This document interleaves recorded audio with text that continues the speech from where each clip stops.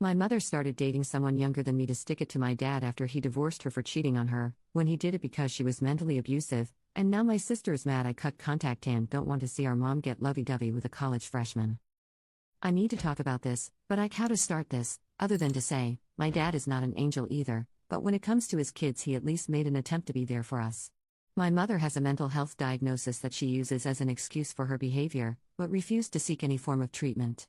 Growing up, my sister and I would either get home to a dead silent house, and our mother curled up in bed / on the couch, too depressed to move, or deep cleaning the house to music so loud we could hear it from our bus stops. Sadly, the depressed moods were what we looked forward to, because she also became extremely verbally abusive, and at times even physically, though never to extremes.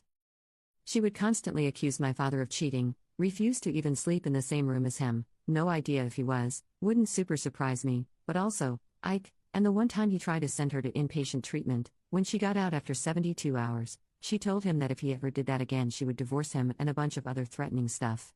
My father was too scared of the threats to try to force help again after, and she just got worse as time went on. Eventually, when I was 16, and my sister was 14, we heard her screaming on the phone that she was going to kill herself in front of us. I got us out of the house, and took her swimming at the creek near our house because at 16 I had no clue what else to do.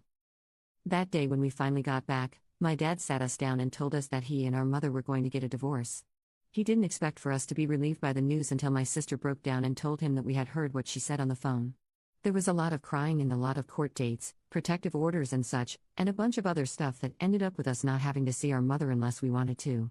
I suppose when it sunk in that we didn't want to be around her when she was acting like a loon, she decided to take her mental health more seriously, but she never forgave my father for leaving her at her darkest moment. I can't really blame him, though, because that house was hell when she was in it. Anyway, I'm 22 now, and my dad has started dating again this year. The woman he's been seeing is lovely, age appropriate too, and they do cute old people stuff together, even though they aren't that old, lol. Farmers markets, antique stores, and yard sales, every weekend, haha. My mother took it hard for some reason, even though she has been dating on and off since the divorce. She had been saying everything from how he left her for a cow to saying that she always knew he had been cheating on her, and this was the proof. It got to the point we had an argument that unfortunately got a little heated and ended with me saying something like, "You're divorced. Get over it. How are you not fudging embarrassed?" And something about lacking pride. All of which I ended up apologizing for, because even if I think I was right, I do, it was a pretty cruel thing to say. Cut to less than a month after that argument and she starts showing off her new boyfriend, who happens to be closer to my sister's age than hers. I am well aware this relationship is meant to be a middle finger to my dad, but I can't help it. It's fudging gross. It's fudging gross, dude. This guy is younger than me, and is playing house with my mid-50s mother? It's weird, and predatory, and gross. But, he is a legal adult, and there's really nothing I can do about it. Anything I could say to my mother would turn into a game of so it's okay for your dad to date but not me? As if dating is the thing that's fudging appalling about it. Part of me thinks he's only with her because she got the house in the divorce, and is doing fairly well for our area, financially speaking. The rest of me thinks she's groomed this dude. So I've pretty well just stopped communicating. I never give a real explanation for why I can't come over or talk on the phone, just that it's really busy at work. My sister came over Monday and said that our mom really misses me, and that she hopes I can come around this weekend because she's planning to make my old favorite for dinner on Saturday. I'm not sure what that means, unless she's talking about a cold slice of hot and ready that I had to sneak for my sister and I while she wasn't looking, but whatever. I tried to hedge around the issue, but my sister wouldn't drop it, and I ended up snapping that I didn't want to go watch a 50-something get handsy with a college freshman. My sister ended up looking absolutely shocked by this and asking if I was serious.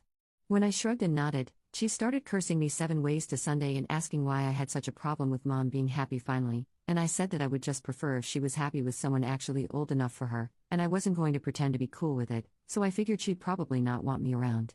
My sister ended up hitting me, getting herself barred from my place in the process, and now my mother has been sending woe is me texts and voicemails of her crying and asking if I hate her, and all this other crap I just can't deal with. I don't want to tell my friends about it because they don't know how fudged up my family is, and have mostly interacted with my dad, or my sister, if any of my family at all. Sorry for the length, but I feel better already just getting it out, haha. Thanks for reading, if you did. Commenter: you sound exhausted. Can't you cut off contact for a while to give yourself a break? Commenter 2, Mom. No contact, sis. No contact, Dad. Low contact, you, therapy. Update. Hi.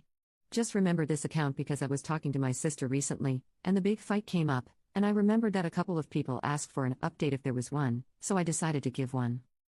Someone on my last post said something that I just couldn't shake off, about bipolar disorder being hereditary, and I kept thinking about it and getting sick, going through my sister's behavior at the time and how she had changed.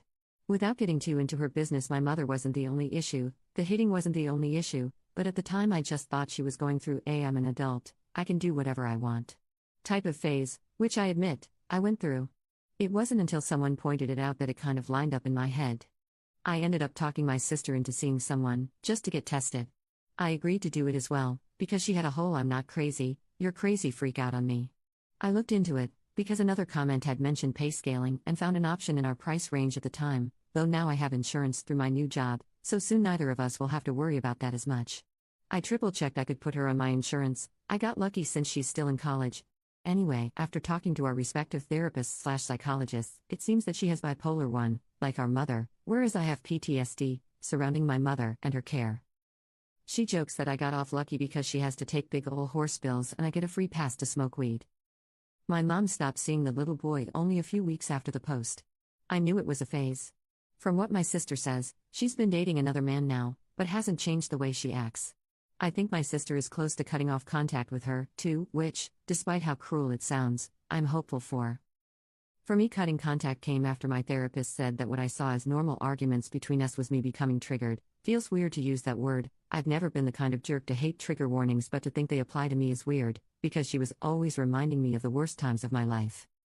I thought about that a lot and decided I agreed. Fighting with her about it would get me nowhere, so I just told her I didn't want to see her for a while and blocked her.